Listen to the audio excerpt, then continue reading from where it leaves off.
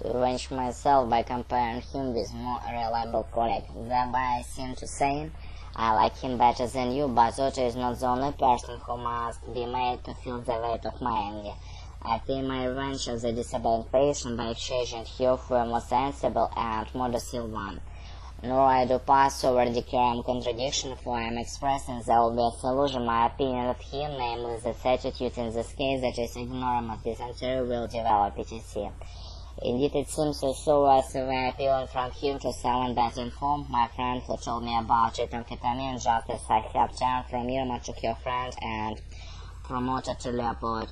It is as so as ever to say, rid me of those 3 persons, replace them by 3 others of my own choice.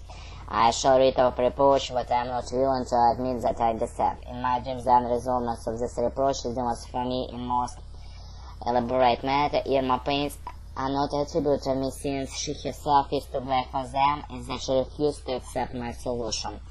They do not consult me for babying as the events of organic nature. They can possibly be cured by psychic treatment. Irma sufferings are satisfactorily explained by her widowhood and amphetamine as states which I cannot alter. My illness has been caused by an trilled amphetamine and cautious exertion administered by Otto, an injection of unsuitable drugs such as I should never have missed. My complaint is the result of an injection made with unclean sewage like the flesh of my old lady patient, whereas my injections have never caused awful effects. I find that those explanations of my illness, which unite iniquity and me, do not agree with one another. They do have exclude one another. The whole plea for the dream is nothing else.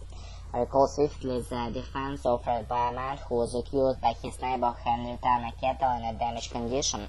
In the first place, he said he had returned the kettle damaged. In the second place, it was already had holes in and faded poverty. In the third place, he had never bought it all. A complicated defense, so much the better. If only one of the 3 lines of defense is recognized as valid, the man must be acquitted. Still, as the themes play a part in the dream, and the relation by my known responsibility for my illness is not so apparent, my daughter's illness and that of the patient with the same name, the harmfulness of cocaine, the affection of my patient who was traveling in jeep, concern about the health of my wife, my brother GM, my own physical troubles and anxiety concern my absent friend who is suffering from separative needs. But if I keep all the things in view, they combine in a single train of thoughts which might be liable concern for the health of myself and of the professional conscience. I recall a vague disagreeable feeling when Otto gave me the news of my condition. Lastly, I am inclined, after the event, to find expression of this fleeting sensation in the trains of thoughts which form part of the dream.